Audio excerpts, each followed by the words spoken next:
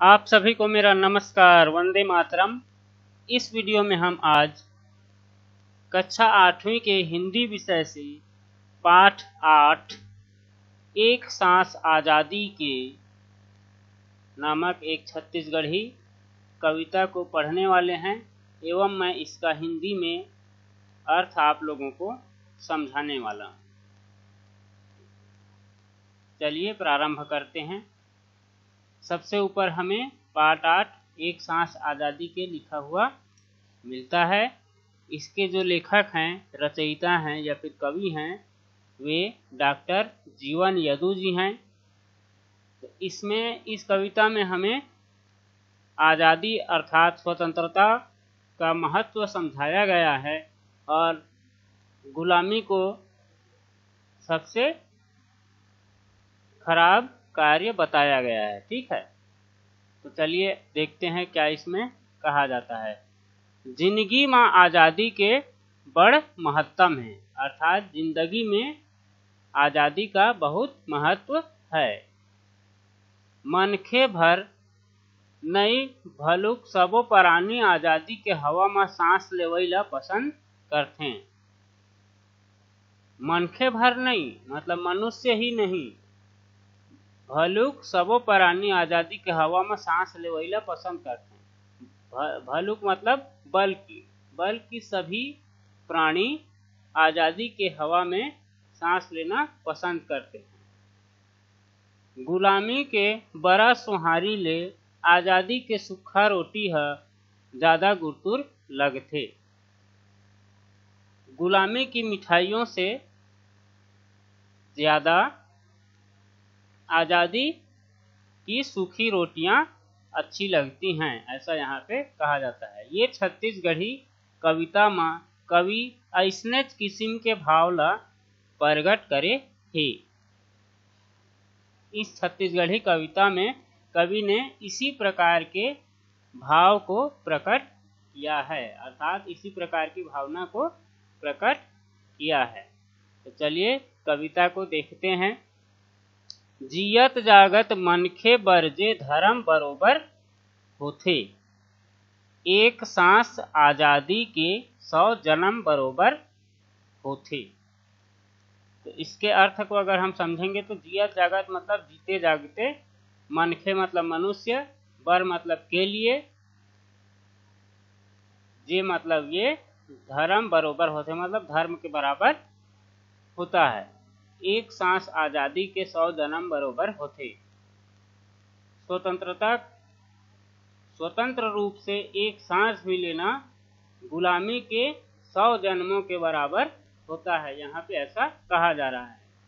तो संदर्भ तो आप इसके लिख ही लेंगे कि प्रस्तुत पद्यांश या फिर प्रस्तुत पंक्तियाँ हमारे पाठ्य पुस्तक छत्तीसगढ़ भारती के पाठ 8 एक सांस आज़ादी के से ली गई हैं। इसके रचयिता डॉक्टर जीवन यदु जी हैं और प्रसंग में आप सभी लिख लेंगे कि कवि ने स्वतंत्रता या फिर आज़ादी के महत्व को बताया है। तो अब व्याख्या अगर आप लिखना चाहें तो इसकी व्याख्या आप लिखेंगे इतने भर की। प्रस्तुत कविता में कवि ने आज़ादी या फिर स्वतंत्रता का महत्व बताया है। कवि कहते हैं कि जीवित व्यक्ति या फिर जो बुद्धिमान हो, जीवित व्यक्ति के लिए आज़ादी या फिर स्वतंत्रता धर्म के बराबर होती है। वही एक सांस अर्थात छोटी सी जिंदगी आज़ादी के 100 जन्मों के बराबर होती है, अर्थात आज़ादी की छोटी जिंदगी गुलामी की लंबी जिंदगी से भी कहीं अच्छी होती है। ठीक है, अब नेक्स्ट की ओर हम आगे बढ़ते हैं। अगली पंक्तियां हैं। जेकर चेथी माँ जूड़ा कस माड़े रथे गुलामी, जेन जोहारे बैरी मनला घोलंड के लामा लामी, नाव ले ज्यादा जगमा होकर होथे ग बदनामी, ऐसन मनखे के जिंदगी बेशरम बरोबर होथे। तो यहाँ पे चेथी किसे कहते हैं? जेकर मतलब तो जिसके हो गया।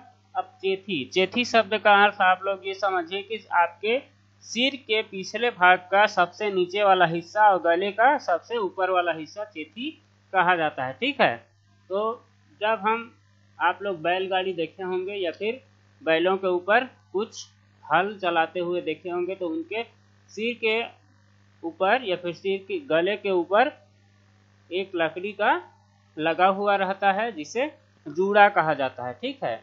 उसी में हल या फिर उसी में बैलगाड़ी बंधी हुई रहती है और वो लकड़ी का बड़ा सा हिस्सा उनके सिर के या फिर चेथी के ऊपर रखा हुआ रहता है और उनके गले में बंधा हुआ रहता है, जिसके सहारे वे बैलगाड़ी या फिर हल को खींचने का कार्य करते हैं। तो यहाँ पे यही कहा गया है कि जेकर चेथीमा, जिसके गर्दन या फिर सिर के पीछे वाले हिस्से में जूड़ा के समान या फिर जो बैलगाड़ी या फिर हल में होता है उसी के समान गुलामी पड़ी रहती है, या फिर जो व्यक्ति अपने दुश्मन को भी, या फिर इसमें अंग्रेजों के बारे में थोड़ी सी बात की गई है, जो व्यक्ति दुश्मनों को भी दंडवत नमस्कार करता है या फिर घोलंड के लामा लामी मतलब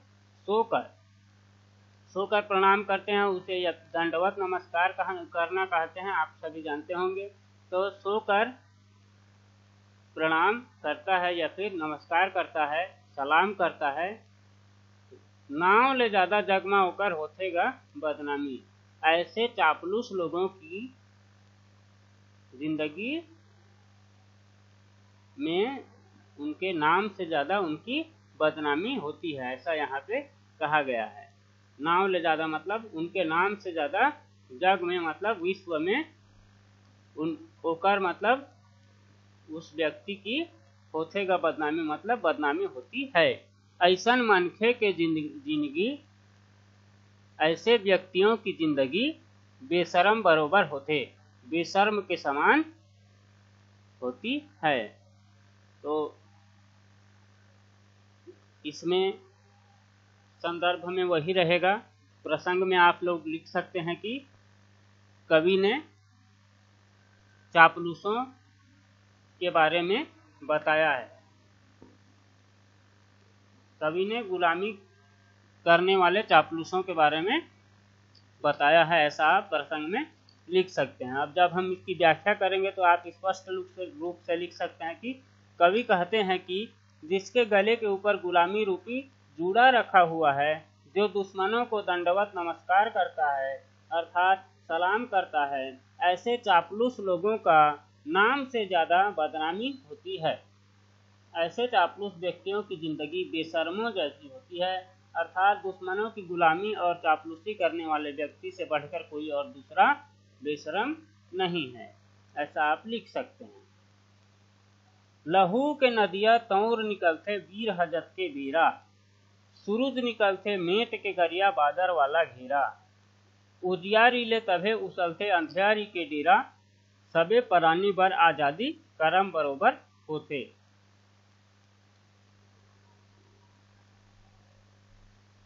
यहाँ पे कवि ने देश की आज़ादी के लिए मर मिटने वाले वीर सपूतों के बारे में, वीर सपूतों के का गुणगान किया है, ऐसा यहाँ पे आप प्रसंग में लिख सकते हैं। संदर्भ वही रहता है। यहाँ लहू के नदिया तऊर निकलते मतलब जब वीर सपूत जिस समय आज़ादी की लड़ाई से लड़कर निकलता है तो सूरज निकलते मेट के करिया बादल वाला घेरा, तब स्वतंत्रता का सूर्य काले बादल को मिटाकर उदित होता है, या फिर सूर्योदय काले बादल को मिटाकर सूर्योदय होता है। कैसा सूर्योदय? स्वतंत्रता रूपी सूर्योदय होता है। कब होता है? जब वीर सपूत आज़ादी की लड़ाई लड़कर बाहर निकलता है या फिर अपनी खून की नदियां बहाकर वापस आता है। उजियारीले तभे उछलते अर्थात सूरज के प्रकाश से तभी अंधेरे का साम्राज्य खत्म होता है। उजियारीले तभे उछलते अंधियारी के डेरा, अंधियारी के डेरा मतलब अंधेरे का साम्राज्य, ठीक है। उजियारीले तभे उछलते मतलब सूरज के प्रकाश से तभी अंधेरा खत्म होता है। सबे प्राणी पर आज़ादी कर्म बरोबर होते, अर्थात सभी व्यक्तियों के लिए आज़ादी या फिर स्वतंत्रता कर्म के समान होती है। हमारा प्रथम कर्तव्य आज़ादी है, ठीक है। चाहे वह कोई जीव जंतु हो या फिर हम मनुष्य हो, सभी के लिए आज़ादी एक समान होती है। तो इसमें हम व्याख्या में लिख सकते हैं कि कवि कहते हैं कि देश का वीर सपूत जिस समय आज़ादी की लड़ाई या फिर लहू की नदियाँ को तैर कर पार करके लड़कर वापस आता है, अर्थात जब आता है तब स्वतंत्रता का सूर्य या फिर गुलामी के काले बादलों को मिटाकर स्वतंत्रता का सूर्य गुलामी के काले बादलों को मिटाकर उदित होता है, तब सूरज के प्रकाश से अंधेरे का साम्राज्य समाप्त होता है। सभी व्यक्तियों के लिए कर्म आज़ादी कर्म के बराबर होती है, सभी व्यक्तियों के लिए आज़ादी कर्म के बराबर होती है, अर्थात हमारा प्रथम कर्तव्य आज़ादी है, ऐसा यहाँ पे हम लिख सकते हैं। अगली पंक्तियां हैं, जेला नहीं है आज़ादी के एको कोनी चिन्हारी, जेला नहीं है आज़ादी के एको कनी चिन्हारी, पर के कोठा के बैला मन चरथे ओकर बारी, आज़ादी के बासी आगू बिरथा सोन्हा थारी, सोन के पिंजरा में आज़ादी भरम बरोबर होथे।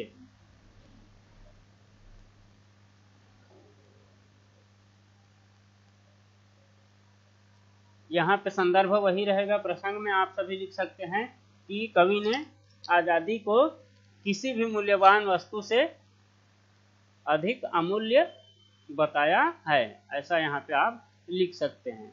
तो जेला नहीं है आज़ादी के एको कनी चिन्हारी, अर्थात जेला नहीं है मतलब जिसको नहीं है, आज़ादी का मतलब आज़ादी की, एको कनी चिन्हारी मतलब थोड़ी सी भी पहचान नहीं है या फिर थोड़ा सा भी ज्ञान नहीं है। जिस व्यक्ति को आज़ादी का ज्ञान एवं उसका महत्व नहीं मालूम है, ऐसा इसका अर्थ हो जाएगा। पर के कोठा के बैला मन चरथे होकर बारी, तो उसके घर या फिर उसके देश में दूसरे व्यक्ति का शासन चलता है, इसका मतलब अर्थ हम ऐसे निकाल लेंगे, या फिर शाब्दिक अर्थ हम निकालें तो दूसरे के गाय बैल उनके बाड़ी के या फिर उनके खेत खलिहान के जो भी फसल रहते हैं उसको खा जाते हैं। आज़ादी के बासी आगू बिरथा सोना थारी, मतलब आज़ादी के बासी, आज़ादी रूपी जो बासी होगा, बासी भोजन भी, आज़ादी रूपी बासी भोजन के सामने भी सोने की थाली में परोसा गया भोजन व्यर्थ है। बिरथा सोना थारी मतलब सोने की थाली में परोसा गया भोजन ही आज़ादी के बासी के सामने व्यर्थ है।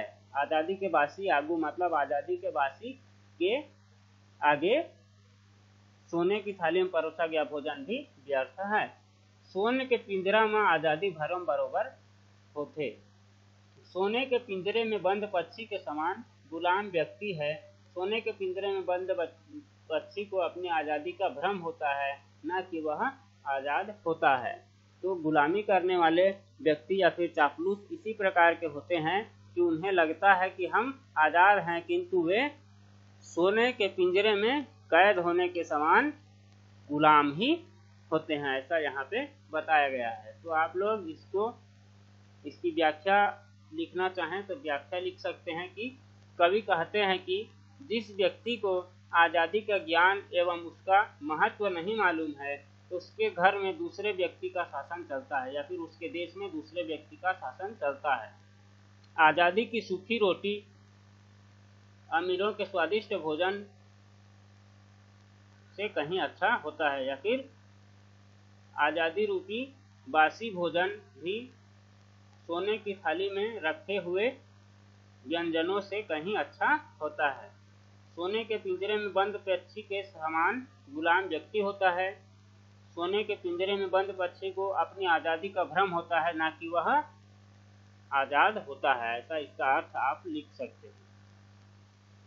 अब अंतिम पंक्तियां हैं, माढ़े पानी ह नहीं गावै, खलबल खलबल गाना, बिना नहर उपजाए न बांधा, खेत माए को दाना। अपन गोड़ के बंधना छोड़े, ओला मिले ठिकाना, आजादी है सब विकास के मरम बरोबर होते। तो यहाँ पे आप सभी संदर्भ वही रहेगा, प्रसंग में आप सभी लिख सकते हैं कि जो व्यक्ति गुलामी रूपी बंधन को तोड़ने के लिए यहाँ पे प्रेरित किया जा रहा है। कवि इन पंक्तियों में गुलामी रूपी बंधन को तोड़ने के लिए प्रेरित कर रहे हैं, ऐसा आप प्रसंग में लिख सकते हैं। तो माढ़े पानी मतलब एक स्थान पे रुका हुआ पानी, ठीक है। हा नहीं गावे, वो नहीं गाता है। खलबल खलबल गाना मतलब कलकल की आवाज नहीं करता है। एक जगह स्थिर जो पानी रहती है उसमें कोई आवाज आती है क्या? नहीं आती है। लेकिन नहरों या फिर नदियों में जब पानी बहते रहता है तो उसमें हमें आवाज सुनाई देती है, खलबल खलबल या फिर कलकल की आवाजें आती हैं। तो यहाँ पे वही कहा गया है कि रुका हुआ जल या फिर स्थित जल से किसी प्रकार की आवाज नहीं आती है। बिना नहर उपजाए न बांधा, खेत में एको दाना। बिना नहर या फिर नदियों के या फिर बिना जल स्रोत के खेतों में एक भी दाने का उत्पादन नहीं हो सकता। इसके लिए नहर अथवा बांध बनाना आवश्यक होता है या फिर जल की आवश्यकता होती है। उसी प्रकार व्यक्ति अपनी गुलामी रूपी बंधन को तोड़े बिना आजाद नहीं हो सकता। जिस प्रकार बिना नहर या फिर बिना जल स्रोत के खेतों में एक भी दाना का उत्पादन नहीं हो सकता, उसी प्रकार अपन गोड़ के बंधना को बिना निकाले आजाद नहीं हो सकता कोई भी व्यक्ति अपनी गुलामी रूपी बंधन को तोड़े बिना आजाद नहीं हो सकता।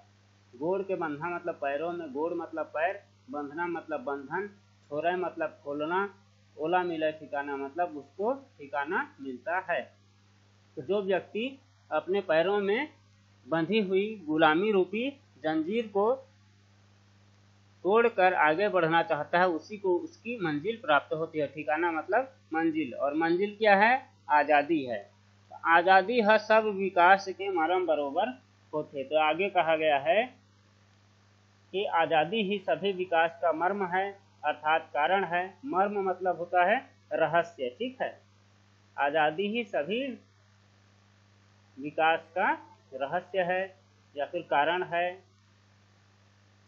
गुलामी की जिंदगी नरक से बदतर है। आज़ादी ही व्यक्ति तथा राष्ट्र के विकास का मूल मंत्र है।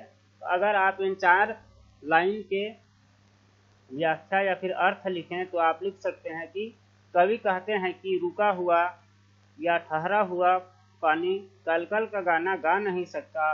जिस प्रकार बिना नहर अथवा बांध या जल स्रोत के सिंचाई के बिना खेत में एक भी दाने का उत्पादन नहीं हो सकता, अर्थात फसल के लिए नहर अथवा बांध जल स्रोत आवश्यक हैं, वैसे ही व्यक्ति अपनी गुलामी रूपी बंधन को तोड़े बिना आजाद नहीं हो सकता। जब तक व्यक्ति स्वतंत्र नहीं होगा तब तक वह कोई भी विकास कार्य अपनी मर्जी से नहीं कर सकता। आज़ादी ही सभी विकास कार्य का मर्म है, रहस्य है या फिर कारण है। गुलामी की जिंदगी नरक से बदतर है।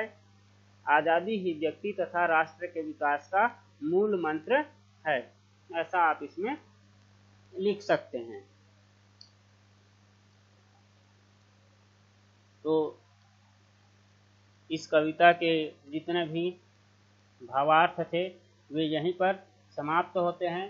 तो हमें मुख्य रूप से इस कविता में हमें आज़ादी या फिर स्वतंत्रता के महत्व को समझाया गया है। चाहे वह स्वतंत्रता हम मनुष्यों के लिए हो या फिर देश के लिए हो या फिर विश्व के सभी लोगों के लिए हो या सभी प्रकार के प्राणियों के लिए हो, चाहे वह शेर, कुत्ता, बाघ, भालू, बिल्ली, चूहा कुछ भी क्यों ना हो, या फिर जितनी भी पक्षियां हैं, हम पक्षियों को पिंजरे में बंद करके रखते हैं तो उनके लिए भी पिंजरे में कितना भी सुखी जीवन हो वो अच्छा उन्हें नहीं लगता है। आज़ादी रूपी जीवन ही सभी को अच्छा लगता है और आज़ादी रूपी जीवन ही सार्थक जीवन होता है, विकासात्मक जीवन होता है। ठीक है, तो हमें इसमें आज़ादी के महत्व के बारे में जानने को मिला। अगर आप लोगों को यह वीडियो पसंद आया हो, यह मैंने जो आप लोगों को समझाया वह समझ में आ गया हो, तो कृपया वीडियो को लाइक कर देवें और चैनल को भी सब्सक्राइब करना ना भूलें। धन्यवाद।